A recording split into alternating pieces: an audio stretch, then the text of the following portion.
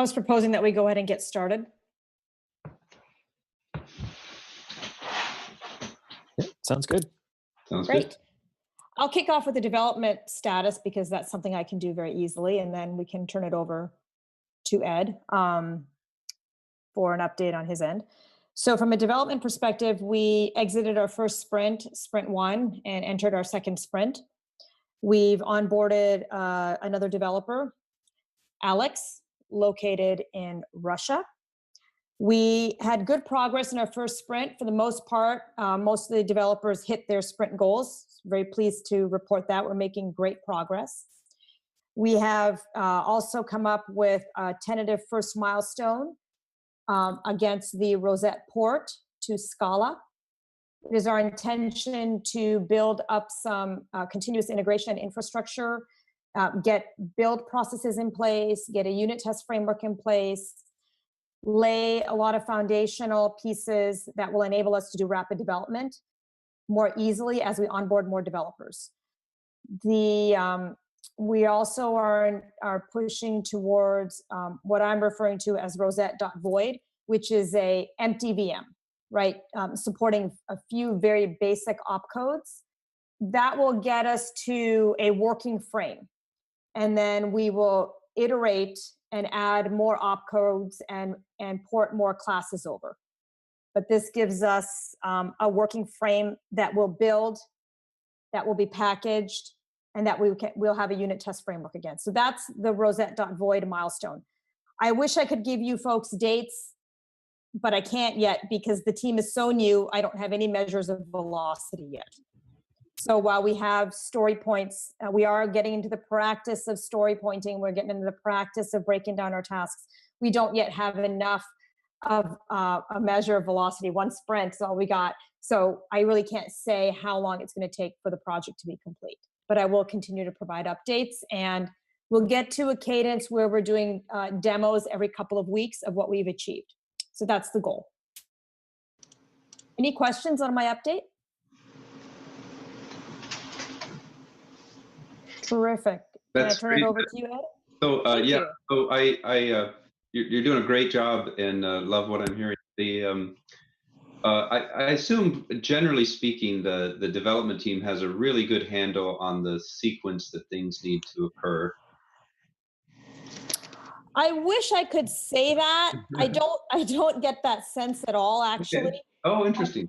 Yeah, so a lot of the work that we are trying to do is get to a place of clarity on the nitty-gritty details of how this is all going to work, and what the order in which we need to get the work done.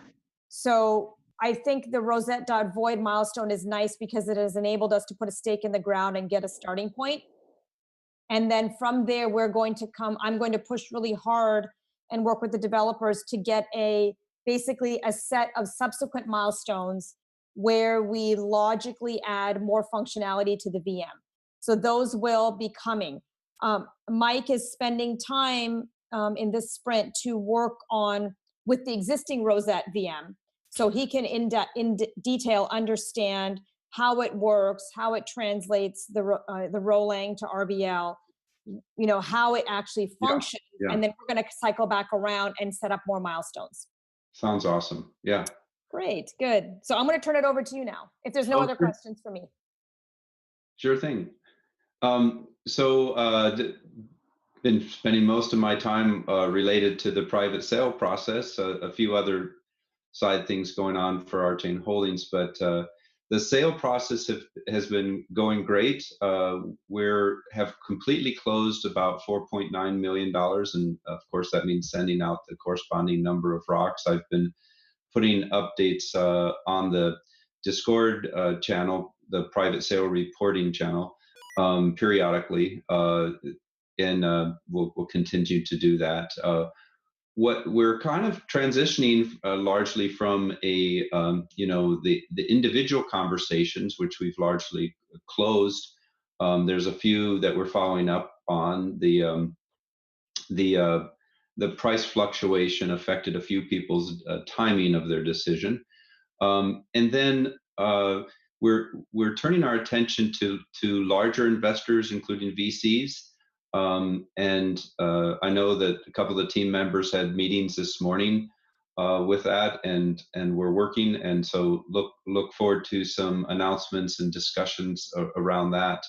It's a kind of a different conversation, the level of diligence and how those work, since they're larger sums of money, are a bit different and a bit more serious, of course.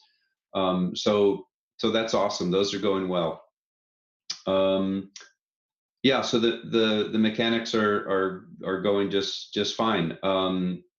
Rchain Holdings is also increasing the number of conversations we're having. Lawrence and Navneet and I just had a conversation with a very large company that is well known. And so we're going to expect more and more of these types of conversations, both with sort of the large enterprise players as well as innovators. And then we're going to also seek out particular conversations. And I'll just make known one of those areas that we particularly want collaboration around is in the identity space. And there's several aspects of identity, of course, from the issuing authorities to those that are making claims to those that are relying on those claims, and that's a very broad area that is going to be more and more based on cryptographic signatures and those claims that are shared. Obviously, the Equifax breach of last week was a big wake-up call in general around identity and private data. So that's kind of a brief update. Any questions for me before we? I think we'll turn it over to Kit Blake next. But any questions, comments?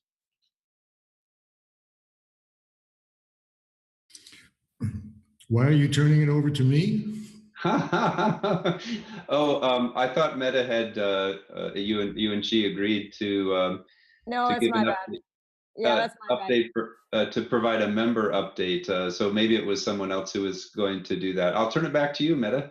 Well, I have a question about the identity stuff. Go ahead, Mike.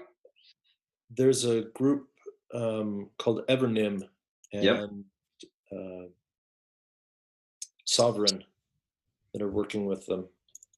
Have you been in touch with them at all? They seem to have a very deep understanding of the issues involved with identity.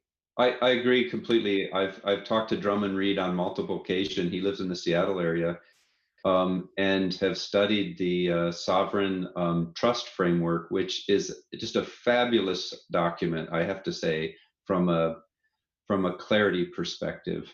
Over the years, I'm sure many of you have read various glossaries of terms and so forth. This is really excellently written and self-consistent. And I learned a lot just reading about their view of it. So Sovereign is working with Hyperledger Project Indy.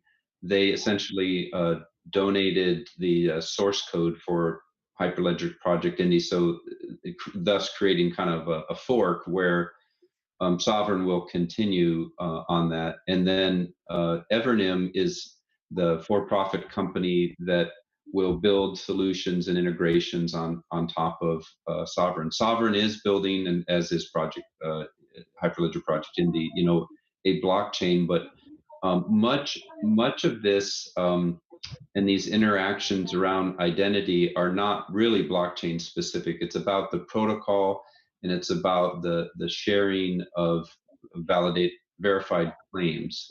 So thank you, Mike. We're definitely talking to Evernham and Sovereign.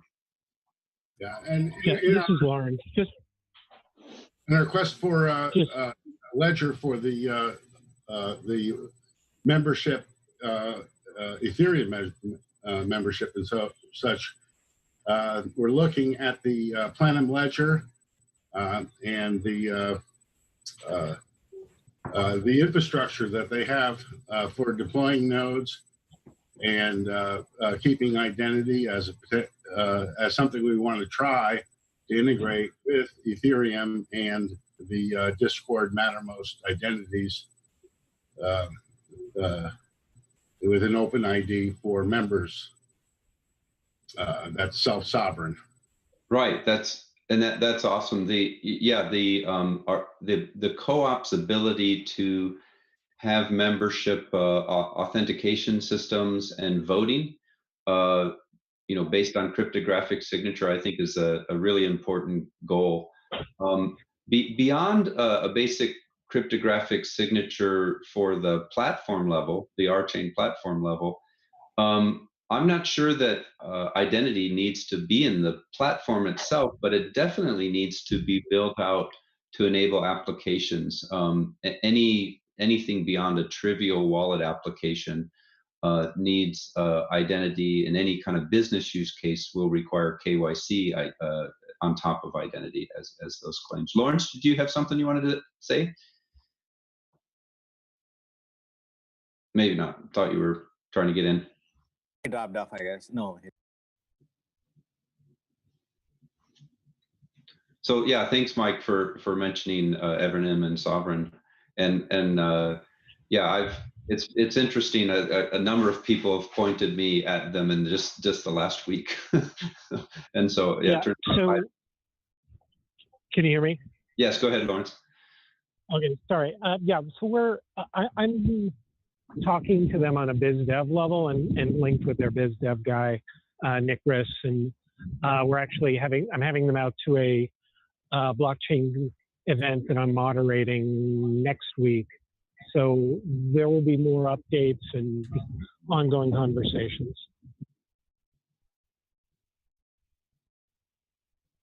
Super.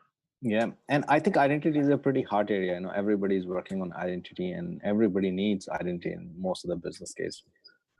Either it's a blockchain or a blockchain, and most of the solution what we have seen so far, especially in blockchain, they're trying to carry their business outside of the blockchain.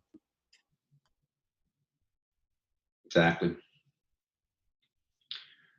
Okay, Meta, what's next on the agenda?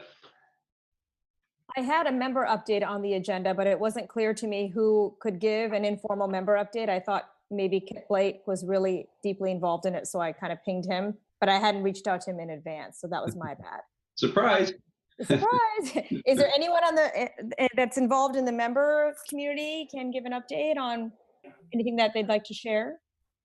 Yeah, that would be AJ, I think. Oh, HJ. Okay, great. Go ahead. You have the floor. Yeah.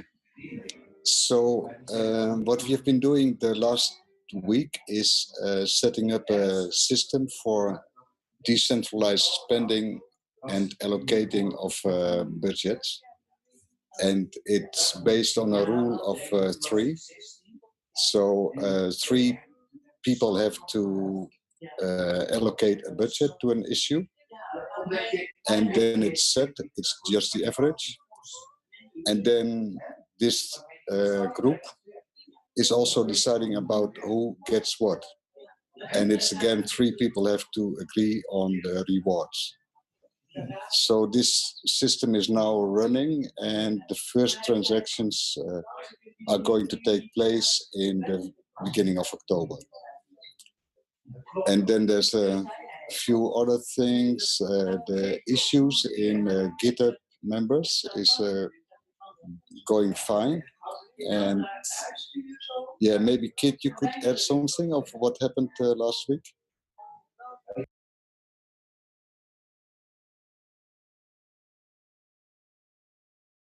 Sure. Sorry, I was just doing too many things at once here.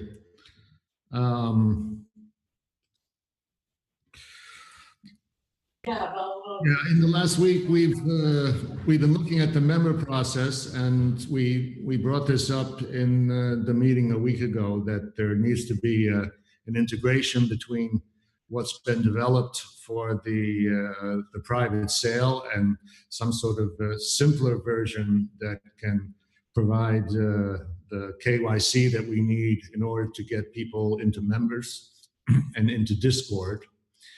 And well, I'll just drop this in the members meeting together with Ian and some others. We talked about the upcoming meeting on the 24th of October. And there definitely needs to be some work done and decisions made in terms of figuring out how members who may not be there in person will be able to vote. So that's going to become a to-do item or an issue in GitHub. And on the activity side, there's been some more work on Jake Gilbert's GitHub voting component. We have it working with Parity as well as MetaMask now. And well, there's a variety of other things going on. We're looking at getting presentations together that can be used in meetups around the world, actually. That's something Jacob is leading. And there's also, well, a number of small issues, but we're also working on identity and in the context of the Bring Your Own Identity project. And you can find it all in GitHub.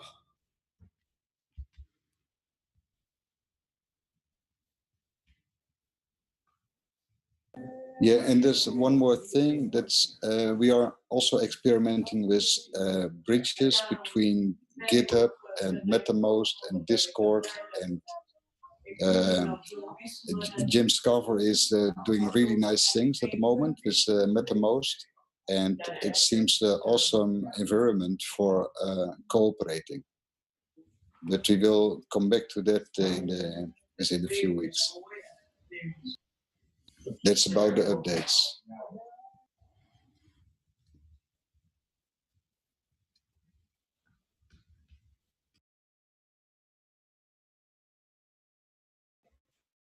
So I give it back to you, Meta. Okay, terrific. I didn't have anything else on the agenda. I felt like those are like the three legs of the stool in terms of an update, unless anyone has any particular questions or topics they'd like to discuss with the broader group. I think we could talk a little bit about our transition to do more and more membership sign up.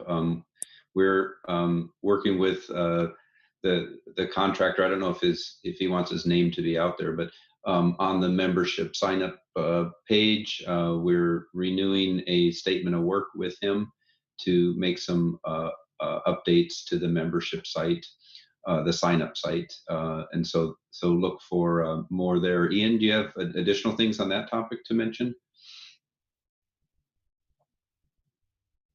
No, I look forward to that update, and there is a component to the member validation where we do want to have just a very quick interview with each member so that we can just see their face and perhaps match it to a photo ID.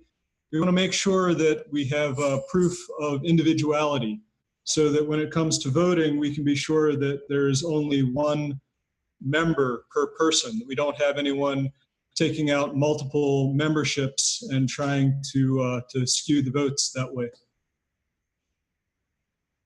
Thank you. Yeah. And Kenny mentions in the chat, in case anyone didn't see it, that our membership meeting is on the 24th, and he provides a link to where that's at. It'll be in Seattle, a venue here. So that's awesome.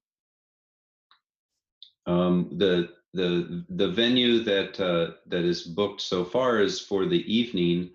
I think we'll probably have a number of informal or perhaps even some formal meetings earlier in the day, but any kind of formal, votes and decisions would be made at that evening meeting.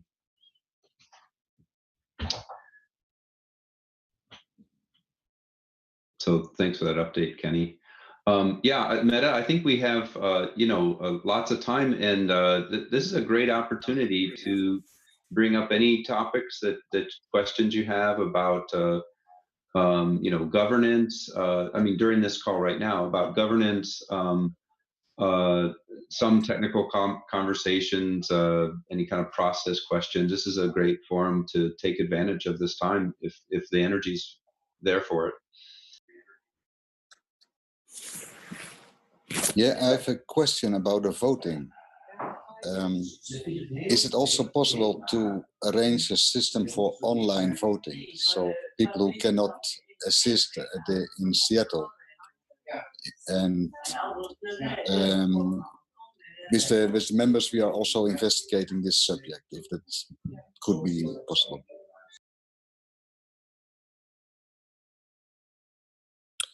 So HJ, I've heard talk of this and a couple ideas that have been floated out. Well, not only online voting, but also proxy voting. So because I think members have the right to delegate their votes as well. So that's still an option as well. But Greg had talked about also maybe creating like a smart contract type voting system that we could use to do voting. Not sure if we could have something ready white in that time. So if it wasn't something on the blockchain, we could probably look up something through like just a server or something like that, or through Discord perhaps. Though we'd want to give it some good thought to make sure that whatever we do decide that we work through some of the potential pitfalls as well. Yeah, we're starting with looking at Jake's voting contract, which uses Rock. Now we may not need to do that for members. We just have to have a sure Ethereum address associated with the person uniquely, and essentially whitelist those IDs to be voting members. So, I mean, it is something we can do, and there's many contracts out there that do voting. There may be something we can use out of the box. We don't have much time, but I think if we get you involved in the GitHub issue, Kenny, that your help would be good in getting a contract working reasonably before the meeting. Yeah, definitely. And then I just posted in the chat. So one contract that I was aware of that is already deployed and was used last summer to get sentiment around the Ethereum hard fork. This would be the DAO hard fork. Was a system called Carbon Vote, which is just carbonvote.com. So that could be an option as well. There's another one that should be available. There was an ICO last week from Kyber Network, Kyber with a C or with a K, and they did their KYC upfront, and they collected Ethereum addresses, and then they stopped the KYC. And when it came time for the sale, all of the Ethereum addresses were whitelisted in the contract, so only KYC people could participate. And you could probably look at that contract and get some ideas from it. Yeah, get us a link. Okay, I'll look for it.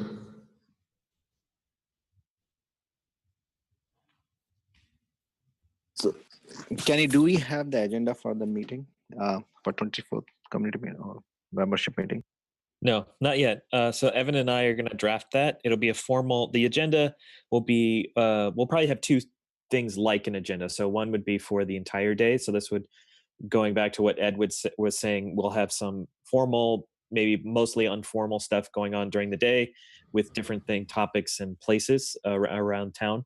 And then for the actual members meeting where this is pretty like step-by-step process, call to order, requests for proposals and voting and all that. Evan and I will come together and finalize that process and all the things that need to be on the agenda. And then we'll put that out. I think the goal here is to have that at least 2 weeks in advance, or at least a week in advance, so that members can see the agenda, the formal agenda that is, before the meeting, and have an idea about what's going to happen and when. And then also at the formal part, we might want to have sort of like a state of the co-op address, either by Greg or someone else. That's kind of the idea at the moment. But so we'll have it. We don't have it yet. We have a rough idea of what it should be, and it will be out ahead of the meeting at least a week in advance. Great.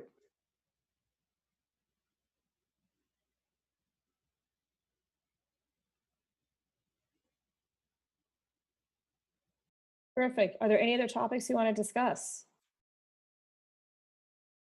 Does Well, anyone have questions? Since we have time, and I see that Jake Gilbert has joined, I could do a demo of the GitHub voting using parity. It'll take 3 or 4 minutes or so. That'd be awesome. Yeah, that'd be cool. Yeah, that sounds great. And this is Griff. Maybe before you start, I'd just like to add that I'd like to just talk about the work we've done with the Lightning database. I thought I was talking earlier, but I was muted. So I'll go after Jim.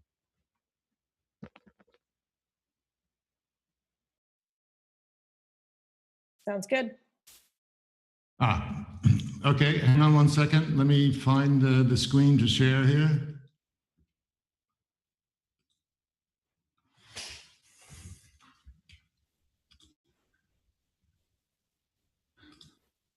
Okay, if the connection is reasonable, you should be looking at my Chrome browser now.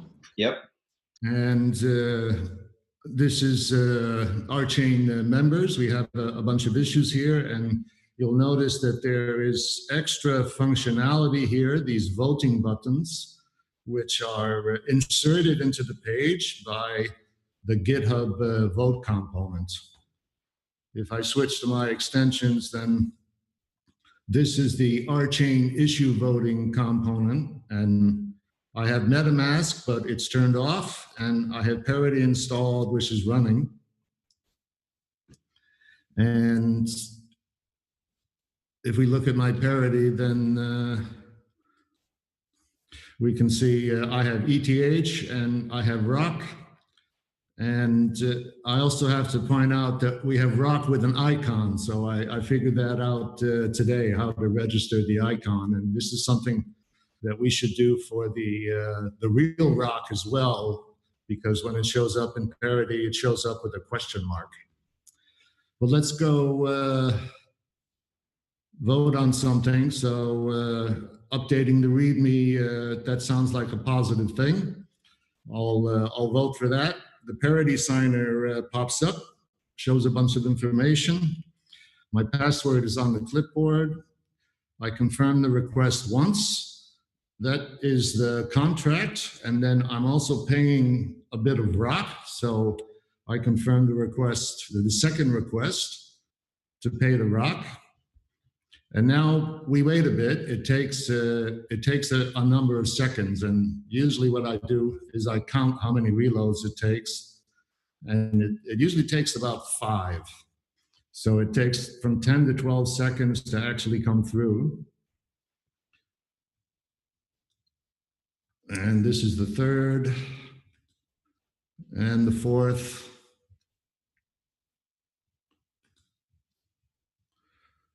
And the fifth, and if it doesn't come this time, I'll switch to another tab. This is the project. These are the issues, and I just posted an issue about using parity in voting. Here you can see the code with the contracts and everything all set up there. And now let's try one more reload. There it is. So now we have a vote, and it all works quite seamlessly. There's a number of things to be figured out here. This is just a proof of concept at this point, and there's an issue about it in GitHub down here somewhere. Number 85, but if you're interested or you want to provide feedback or questions, then please find the issue and interact. we'd all appreciate it. So, Kid, I have a question about the token that's being used to actually cast the vote. So it looks like it is, I mean, you need ETH in order to pay for transaction fees, and you also need some other token. Is there any benefit to creating a separate token? So here's my idea. So like a token that's atomic, meaning just no decimal points, just one, and you just and you have as many as you need in order to vote. But you could create a contract where you could deposit rock into it, get your tokens, but then also get your rock back out. Let's say after this is just for the members meeting. It would give you your rock back after the votes have been cast. So you're not actually burning any or using any rock. Or if we didn't do that, we could also maybe do refunds afterwards as well, if that's an option. I like the idea of needing or using a token in order to authenticate. Like you have to have this, and we can distribute them in some way, either by Discord or to people that we know are members. But I just don't necessarily like there needing to be an actual cost to it, though. You know, the smallest increment of rock is quite small. But what do other people think about that? Well, for the purposes of the members meeting voting, I don't think we need to require rock for that. We can simply tally the votes per Ethereum address that is whitelisted. But as a way of supporting issues, I think putting some rocks on the line is not a bad thing. A small number of them. I would make there be some stake in using your votes, and maybe have a limited number of votes. And yeah, a separate coin could be used for that. That's a consideration. Hi, Jake here. If there's interest in creating a different type of application using voting, either using like the contracts you were talking about or by an address whitelist or something like that, I would love to help out with that. I'd be willing to dedicate a pretty good chunk of time to that. So if there's interest, just feel free to reach out to me. I'm not on the Discord yet, but I'm in Slack and stuff. Yeah, I think committing to the GitHub issue is the way people can join. They can join the issue there and participate in the discussion. Could we mint a single coin that's distributed to the members before each vote, and it's different each time, so each member has one coin to vote with, so we have all their information? Yeah, that's possible. I don't think I don't think it's necessary. I mean, that would cost ETH with that, but we know whether we got a vote from a member or not, so we don't really need to make a token for that, unless we're giving the member some number of votes. Then we would need a token. With this process, I don't think we can use rocks, right? The challenge is if somebody sells their rocks or somebody else, they also can still vote. Right? I think we need another mechanism where we can filter or whitelist all the Ethereum address, and there's a likelihood that a member can change their Ethereum address also. Oh, right. I agree, Navneet. What I think we should do is use Ethereum addresses that the member supplies, whatever address they supply for voting purposes, and then we go through some verification of that. Maybe that's simple, and then that's used to know that they're unique and that they're the voting authority. I think would be a quite effective mechanism.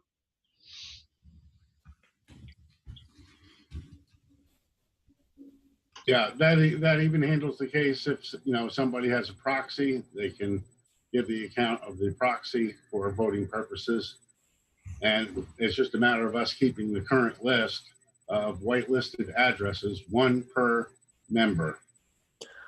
So even keeping whitelist may not work, right? So suppose I have plenty of rocks in one account and something happened and I moved my all rocks to some other account. Now I have to take a pain to, number one, get my new account whitelisted with Rchain, No, you and can't. then vote it right in the proxy. Yeah, no, you can't whitelist two. Only one per member.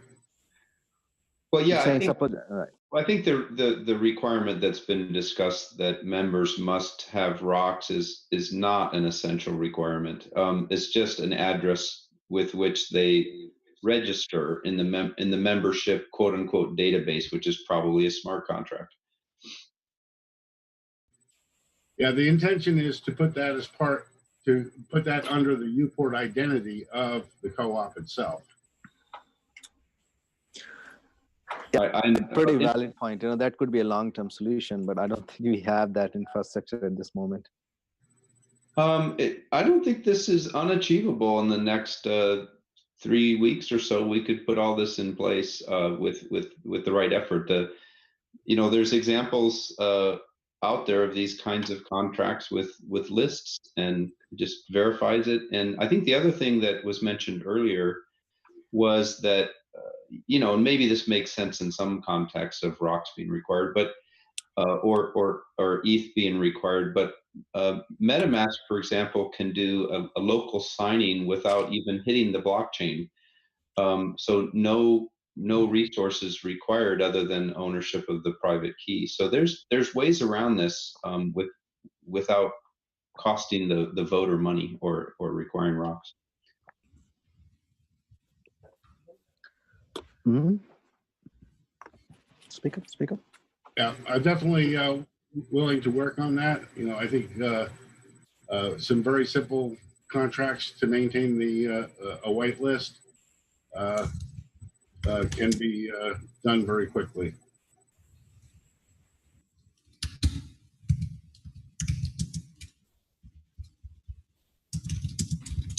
So, Kit, this current solution is taking real ethers, or it's working on testnet? Yes, the whole thing is running on Ropeston right now, and I just put a comment in the chat. If you want to test it, you need to get your MetaMask or Parity on Ropeston, which is quite easy in MetaMask and a little more complicated in Parity. And then when you have an address, you need to contact Jake, who has created fake rock or test rock and test ETH, and he'll send you some, and then you can use it to vote.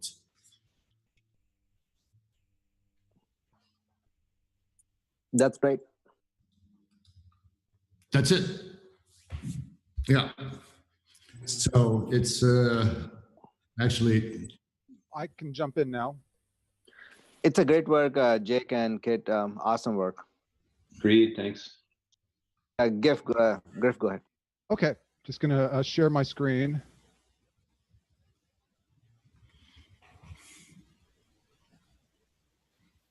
Let's see. Nice swirls. Yeah, so this, I'm gonna have to maybe, that wasn't exactly right. Let me try it again.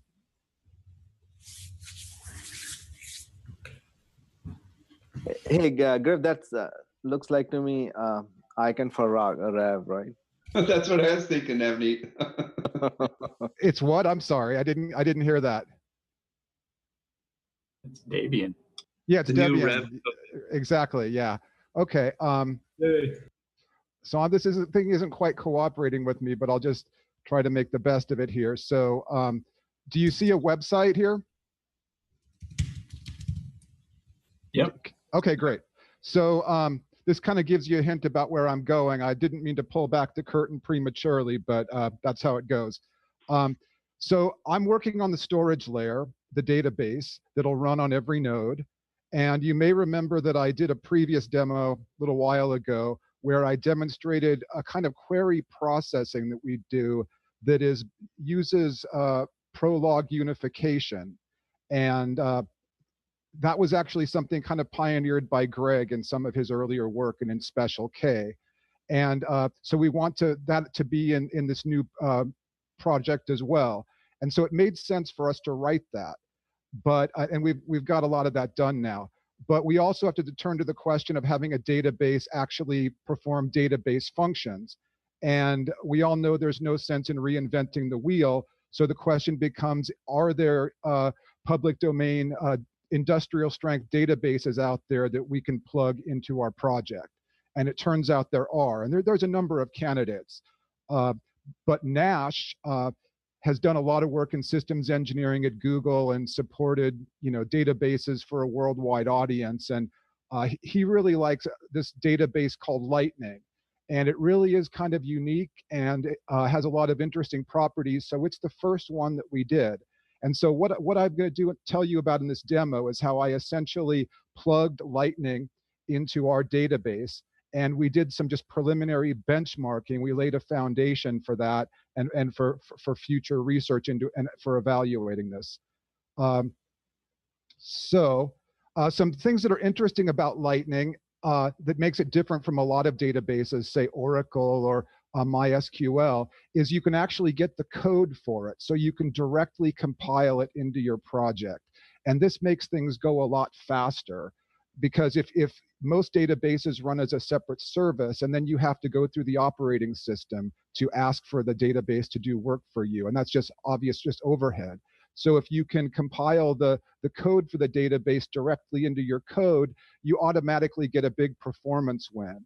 And so I'm just going to point out a few features here. I mean, we get full ACID semantics. There's a lot of reason. It does a lot of things to avoid deadlock. Writes are always deadlock free. It runs all in memory. So it does touch the disk on occasion, but it doesn't need to. So for the most part, it's very fast because it's running directly in memory, and you touch the disk very little. It said crash proof. Well, I put that to the test a little bit, but we'll give them the benefit of the doubt on that. A little bit more about Lightning, just to look it up on Wikipedia here. We want to investigate its performance. And one thing that's interesting here is if you just see, I've got to move the share window here, but you can see that around the unmatched highlighted term here, that it was unmatched in some pretty serious performance tests. So there's some good reason to take Lightning seriously. So how is Lightning available? I said it's code. It's C code, and that's great because C code is about as fast as it gets without going into assembly. But that does present a bit of a problem in that we're writing in Scala, and Scala is quite a different beast than C. But it turns out that Scala runs on the Java virtual machine, and so there's a lot of ways you can move Java code into Scala. So the question became, are there Java versions of Lightning out there? Are there Java projects that wrap the Lightning functionality? And there is, we did find one called LMDB Java. So that's great. We want to put it to use. But the first question you want to ask is this a good implementation? I mean, is this wrapper, how much overhead does the wrapper put on this? And so that was the first question that I wanted to investigate is this Java wrapper imposing undue overhead? And so what I did is I wrote a bunch of tests in C, and then I wrote the equivalent tests in Scala. And these are tests that, test Lightning. And then we did performance tests of those. And so we know how for a given test, C performs against Scala. And so then how do you grade that? How do you know if that's good or not? And so it really reduces to a question of, well, how does Java typically compare to C in terms of running code? And it turns out there's a bunch of interesting work out there about that. And I'm going to try to switch to another website. And did it just switch or not? Does anybody see a wiki, the computer language benchmark game? No. Yes, I see the wiki. I know. I don't see that. Okay, I'm going to just stop the share. I wasn't able to share my whole desktop. So, okay, I just switched to the other page now. It should say the computer language benchmarks game. And this is actually an interesting project. It's been around since about the turn of the century. And it just started out with a guy who had a bunch of kind of standard computer science benchmarks. And he wanted to run them against as many different languages as he could. And you can see here all the different languages involved. Again, the idea is, let's write the same test in all these different languages, and we kind of get an encyclopedic comparison of all these different languages. And let's see, what else? So it's just an interesting project to know about in general. Yeah, we can see it was started there. But there are tests that show Java against C. And how does that actually turn out?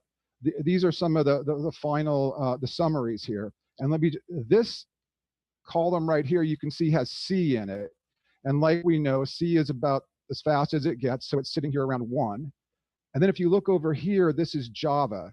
And basically, depending on exactly which test you use, we expect a similar test to run 2 to 4 times as long in if it runs in Java.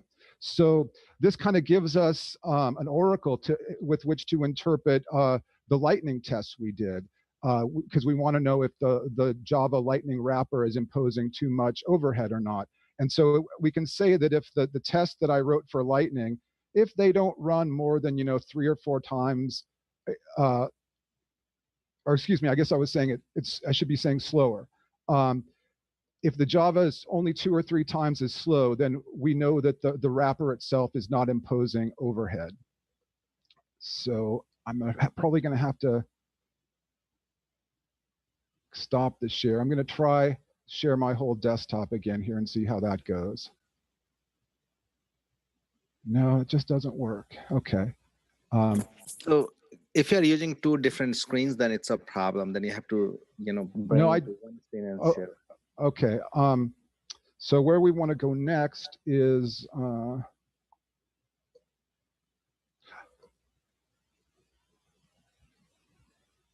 okay. Here we go. So this is some first parts of the test, but let me just say a few more things before we actually look at the data here. We're doing this benchmark work to make sure that the Scala wrapper isn't unreasonable, but also the work we're doing, it's laying a foundation to compare performance against other databases. If, Greg has used Mongo in the past, so if we decide we want to, compare Mongo, then we've already got this framework of tests that we can use. So yeah, I'll give you just a quick overview of the test results here and some conclusions and some future work. So time for puts, a put is just what we call putting something into the database. And so what we have running along here on the x-axis is the number of puts, and we get up to about 30 million puts.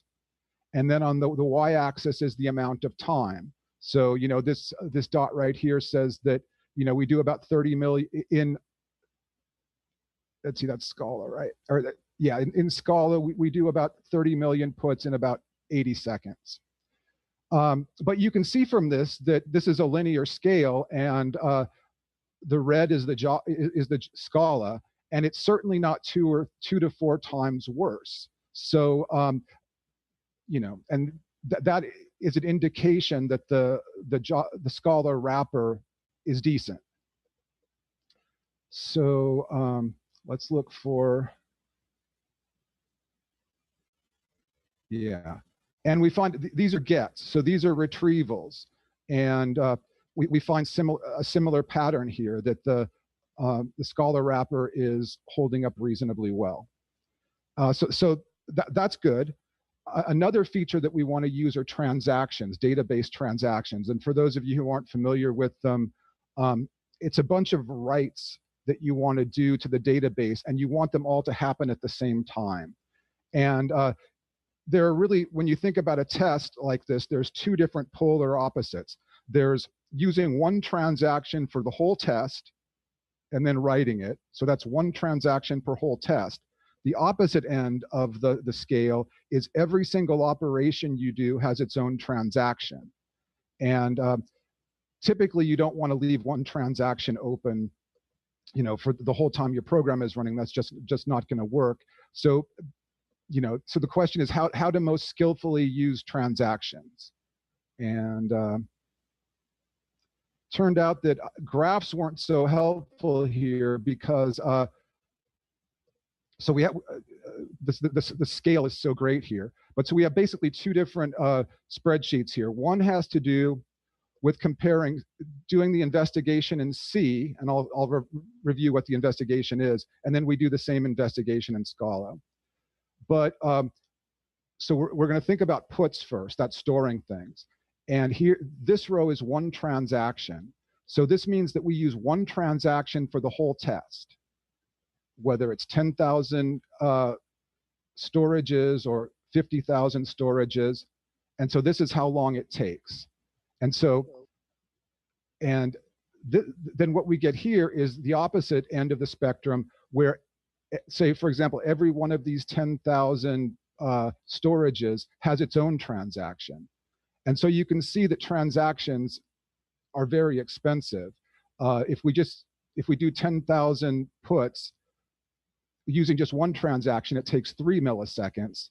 But if we do that same work using one transaction for every put, we're talking more like 15 seconds. And this is the percentage difference here, or the proportion of how much worse it is when you use one transaction per operation. So the lesson here is that you've got to use transactions very sparingly. You can't use a lot of them. You've got to be smart because they are so expensive. And yeah, the gets, the retrieves aren't nearly as bad as the storages. So C is, again, kind of our oracle here. And then the question is, does the Scala version more or less mirror this, or does it make it worse? And there is some sign here that it does start to make it worse when we start dealing with lots of puts. And so we're going to have to investigate this more and see if we can be more skillful in our use of memory. But these are just the kind of benchmarks we need to use transactions sensibly. So that's kind of a summary of what we learned about transactions. One other thing I investigated was storing blobs in Lightning, where a blob is, a fairly large piece of sort of undifferentiated data. And yes, what I've found is that we have to do more recent research into it. It basically doesn't perform well at all if you start throwing around 10 megabyte blobs, which is something we're going to want to do. Another test I did was using 50,000 1 megabyte blobs, and throwing them back and, in and out of the database. And it works, but it, practically brought my whole workstation to a crawl. So that's the thing I'll be investigating next, is in these kind of edge cases or these extreme cases, how to make sure that we're using the memory correctly.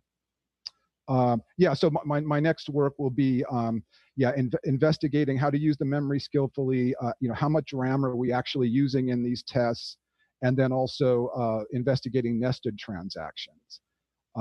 But that's the end of my presentation. And again, the whole idea is that we're plugging in an industrial strength database to so that we don't have to roll our own, but we want to make sure that we have a good one. So that's the end of the presentation. I'm happy to take questions. Wow, Griff, I'm so impressed. It's awesome work. Oh, well, thank you. Thank you, Griff. That was awesome. Great. All right. Well, I'm going to let go of my screen share then.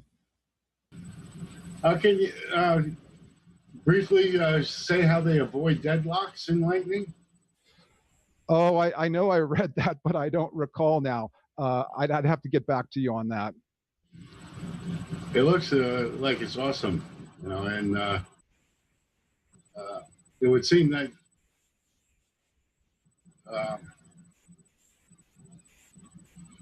you wouldn't need to use transactions so much with reactive programming.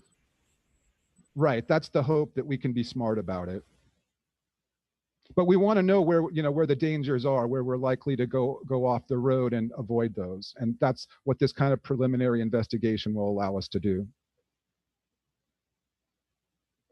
That's terrific work. Thank you very much, Griff.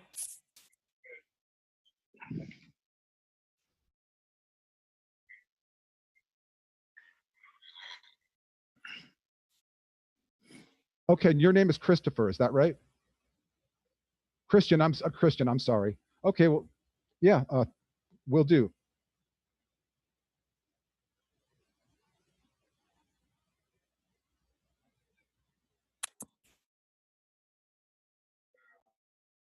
Okay, happy to. Okay, we're 2 minutes to time. Is there anything else you'd like to chat about before I let everybody get back to their day? Awesome, great discussion, folks. I'm sure Greg will be very pleased to see how well this meeting went in his absence. Have a fantastic Wednesday. Thank you. Thanks, See everybody. you. Thanks. Bye.